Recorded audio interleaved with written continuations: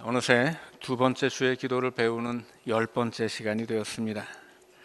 예수님의 기도를 배움으로써 우리도 기도하기를 결심하고 주님의 기도를 잘 배워서 나의 기도를 드릴 수 있는 우리 연동의 가족들이 되시기를 원합니다. 요즘 세상이 정말 어렵기도 하고요. 또 우리의 인생에도 여러 가지 어려운 문제들이 끊이지 않기 때문에 정말 기도가 필요한 때라고 말할 수 있습니다. 이스라엘의 마지막 사사이자 대제사장이었던 사무엘은 그의 백성들을 향해서 내가 너희를 위하여 기도하기를 쉬는 죄를 여호와 앞에 범하지 않겠다, 그렇게 말했습니다. 왜 기도하지 않는 게 죄가 되겠습니까? 그가 살던 시대의 이스라엘이 신앙적으로 또 정치적으로 군사적으로 온통 위기 속에 있었기 때문입니다. 하나님의 도우심을 반드시 받아야 하는 그 위기의 시대를 사는 그리스도인이 기도하지 않는 것은 죄가 된다는 뜻입니다. 시대와 세상뿐 아니라 우리 개인의 삶을 위해서도 기도가 꼭 필요합니다. 마태복음 26장 41절에서 시험에 들지 않게 깨어 기도하라, 그렇게 말씀합니다. 예수님이 겟세마네 동산에서 기도하실 때 제자들에게 주었던 말씀입니다. 그때 제자들은 기도하지 않았기 때문에 결국 예수님을 부인하고 또 버리고 도망칠 수밖에 없었습니다. 우리도 기도하지 않는다면 이 험한 세상 속에서 시험에 들게 될 것이고, 그때 기도의 힘이 없었으니 예수님을 부인하며 교회를 등지고 떠나게 될 수도 있습니다. 이 두 번째 주의 기도를 배우는 시간들을 통해서 더 기도하기를 힘쓰고 이 세상 속에서 믿음을 굳세게 지켜나가는 우리 연동의 가족들이 될 수 있기를 원합니다.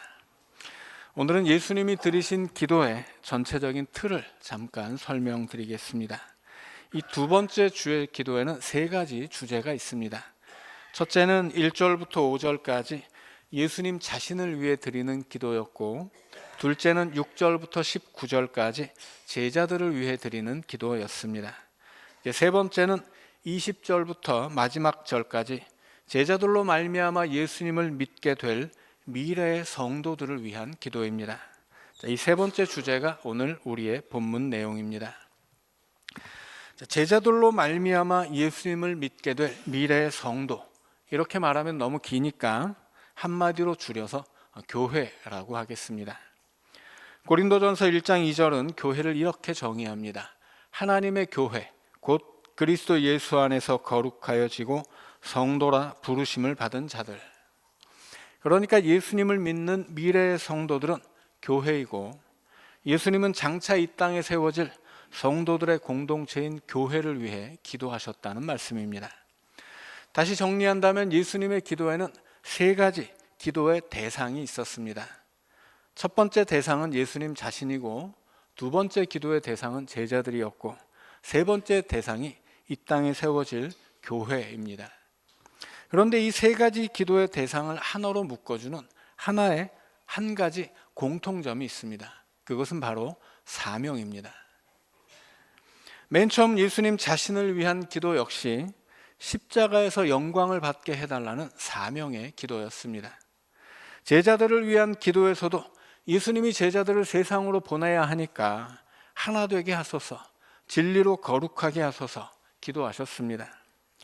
예수님이 세상을 구원하기 위해 십자가를 지셨다면 제자들은 세상을 구원하는 십자가의 복음을 가지고 이제 세상으로 나아가는 사명을 받은 것입니다. 그래서 세상으로 나아간 제자들로 말미암아 예수님을 믿는 사람들이 세상에 나타나는 것이고, 예수님은 그렇게 세상에 세워지는 교회를 통해서 또 더 많은 세상 사람들이 예수님을 믿게 해달라고 기도하신 것입니다.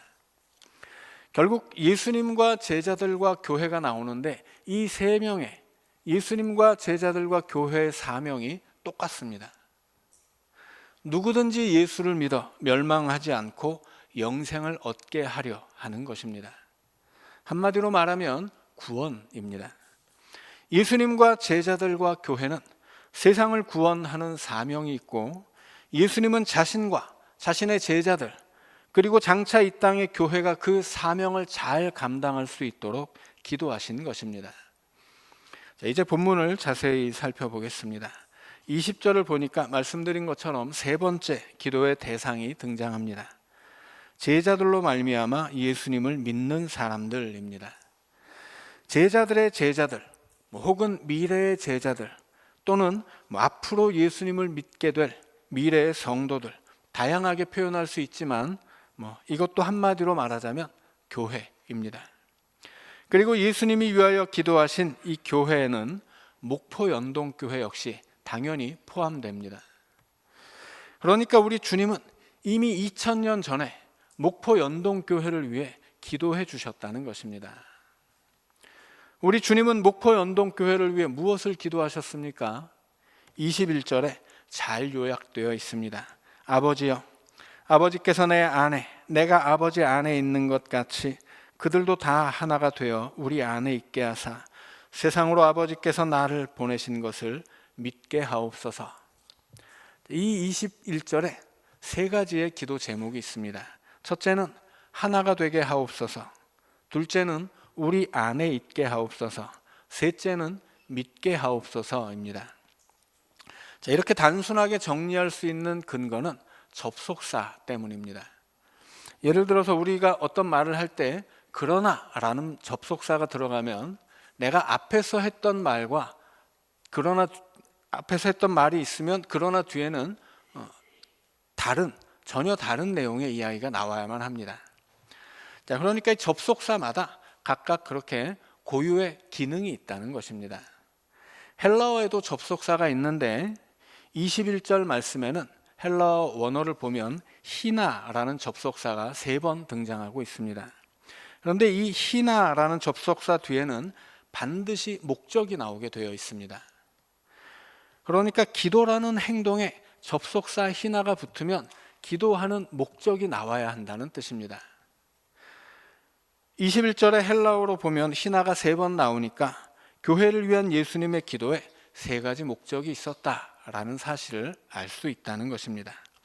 예수님이 교회를 위해 기도하신 이 한 구절에서 3가지 목적이 있는데 그 첫 번째 목적은 교회가 하나 되는 것입니다. 시작이 반이라는 말처럼 첫 번째는 언제나 중요합니다.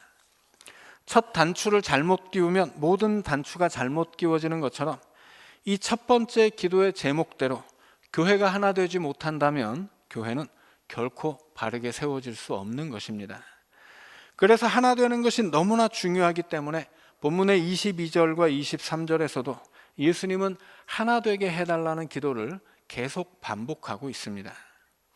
예수님은 교회를 위해 기도하기 전에 이미 제자들을 위해 기도하실 때도 우리 제자들이 반드시 하나가 되게 해달라고 기도하셨습니다.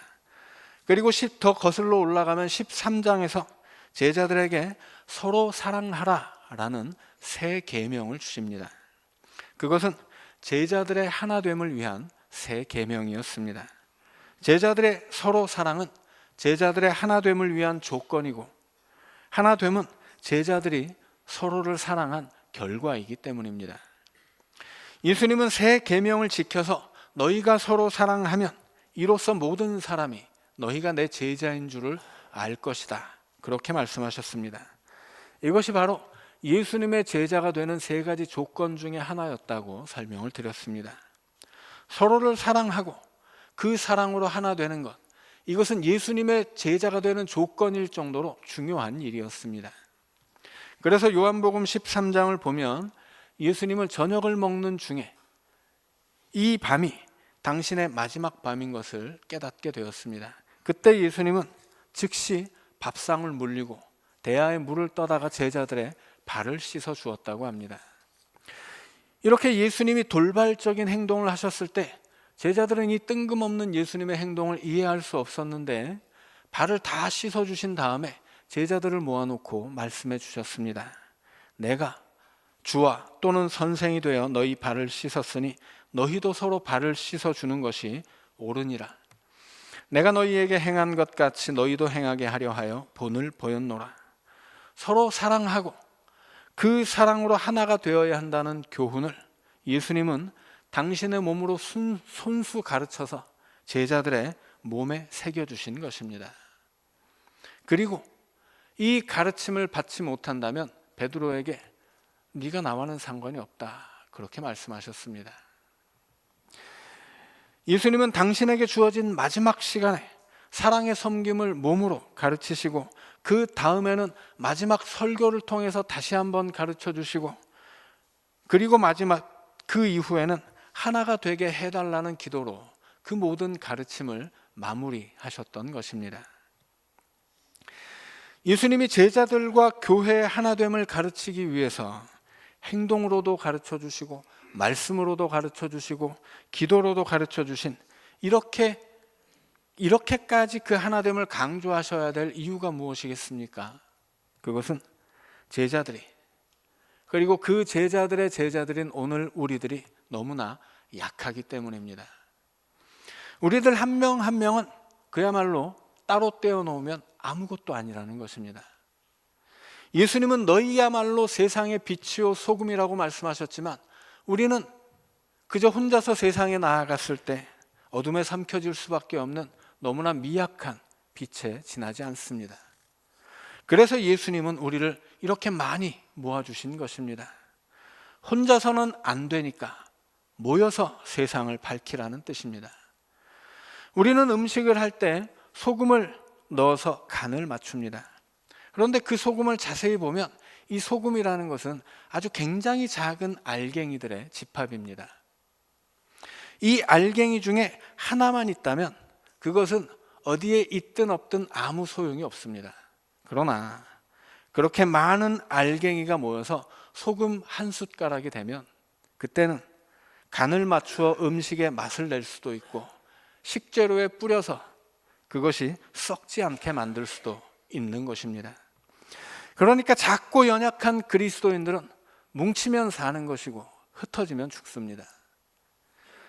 교회 역시 하나 되면 사는 것이고 둘 셋으로 쪼개지면 망할 수밖에 없습니다.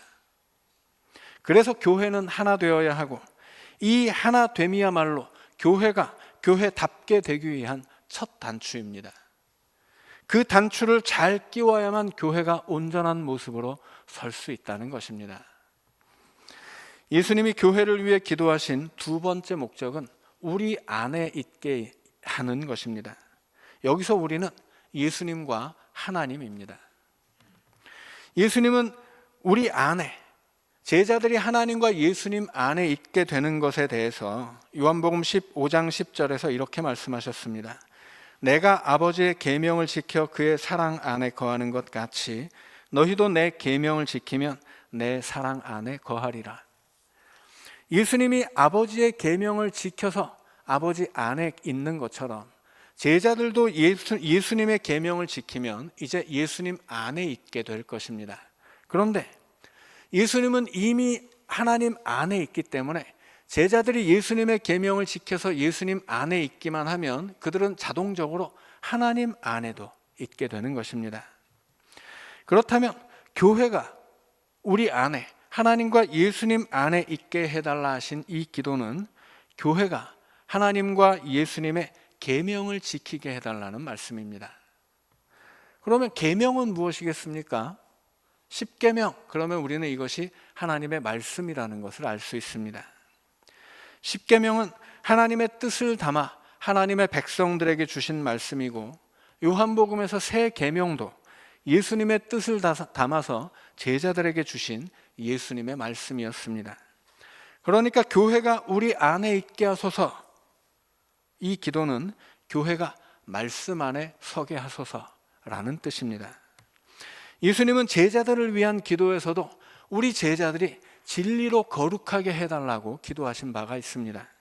그리고 진리는 바로 하나님의 말씀이라고 설명해 주셨습니다. 예수님의 제자들뿐 아니라 그 제자들의 제자들까지도 진리의 말씀 안에 서야 한다는 것입니다.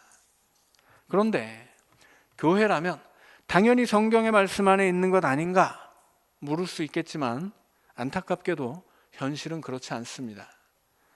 500년 전에 종교개혁의 첫 번째 구호는 오직 성경으로였습니다. 그 시대와 사회를 뒤집어 엎어야 하는 종교 개혁이 일어나야 할 정도로 교회가 성경의 말씀 위에 서 있지 못했다는 뜻입니다. 종교 개혁으로부터 1500년 정도를 거슬러 올라가면 예수님의 시대입니다. 그 시대 이스라엘에서도 하나님의 말씀대로 예배한다는 사두개파가 있었고, 그 하나님의 말씀을 연구하고 지킨다는 바리새파가 있었는데, 이 사두개파와 바리새파가 온 마음과 힘을 합쳐서 예수님을 십자가에 못 박아 죽였습니다. 그로부터 예수님 시대로부터 600년을 또 거슬러 올라가면 유다의 왕 중에 요시야가 있습니다. 이 요시야가 이스라엘을 개혁할 때도 성전을 수리하다가 율법책을 발견했는데, 그 율법책을 발견한 것이 요시야 왕 개혁의 시작이었습니다. 이게 무슨 뜻이냐면, 요시야 왕 이전의 이스라엘은 하나님의 백성이었음에도 불구하고 하나님의 말씀을 잊어버린 채 살고 있었다는 뜻입니다. 예수님 시대에는 이스라엘이 하나님의 말씀을 왜곡했기 때문에 말씀은 그저 껍데기만 남은 율법주의로 변질되고 말았습니다.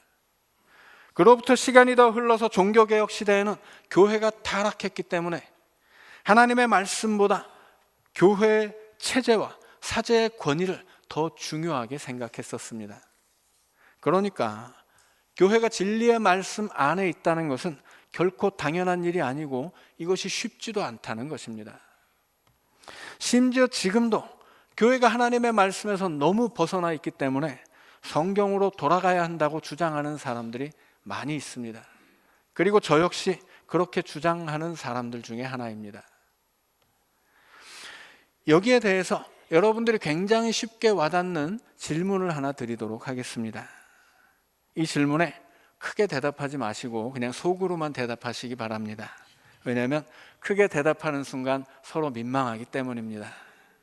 여러분은 하나님을 믿기 때문에 하나님의 말씀대로 살고 있습니까? 이게 쉽지 않기 때문에 예수님이 기도의 제목으로 삼으신 것이고, 오늘 우리도 우리의 교회와 나 자신이 하나님의 말씀 안에 서기를 위해 늘 기도해야 하는 것입니다. 교회를 위한 기도에서 예수님이 바라신 세 번째 목적은 세상으로 아버지께서 나를 보내신 것을 믿게 하옵소서입니다. 너무 기니까 중간에 몇 글자를 빼면 뜻이 분명해집니다. 세상으로 나를 믿게 하옵소서. 어떻게 세상이 예수님을 믿게 합니까? 교회를 통해서입니다. 아버지께서 나를 보내신 것을 믿는다는 말은 예수님이 하나님이 보내신 메시아라는 사실을 믿는다는 뜻입니다. 그러니까 예수님이 교회를 위해 드리는 세 번째 기도의 목적은 교회를 통해 세상이 예수님을 믿게 해달라는 것입니다. 이것이야말로 교회의 사명입니다. 교회는 세상을 구원하는 사명의 공동체입니다. 당연히 목포 연동교회 역시 세상을 구원하는 사명을 감당하기 위해서 사랑으로 하나 되어야 하고 진리의 말씀 안에 세워져야 할 것입니다. 사도 바울은 에베소서를 통해서 교회는 그리스도의 몸이라고 선언했습니다. 교회는 이 땅에 세워진 그리스도의 몸이고 그리스도는 교회의 머리입니다. 그렇다면 예수님이 이 땅에서 그분의 몸으로 행하셨던 일을 그분의 몸된 교회가 이 땅에서 행해야 할 것입니다. 예수님은 당신의 몸으로 무엇을 하셨습니까? 그 몸을 십자가에 못 박아 우리를 구원하신 것입니다. 그래서 예수님의 몸된 교회는 예수님의 십자가 복음으로 세상을 구원해야 할 사명을 가지게 됩니다. 교회의 머리이자 주인이신 예수님은 당신의 몸이자 종으로서 이 땅에 세워질 교회를 위해 이렇게 기도하셨습니다. 교회가 하나 되게 하옵소서. 교회가 말씀 안에 서게 하옵소서. 교회가 세상을 구원하게 하옵소서. 이것은 오늘 우리의 교회를 위한 주님의 기도라는 것입니다.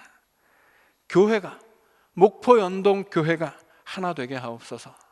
목포 연동 교회가 진리의 말씀 안에 서게 하옵소서.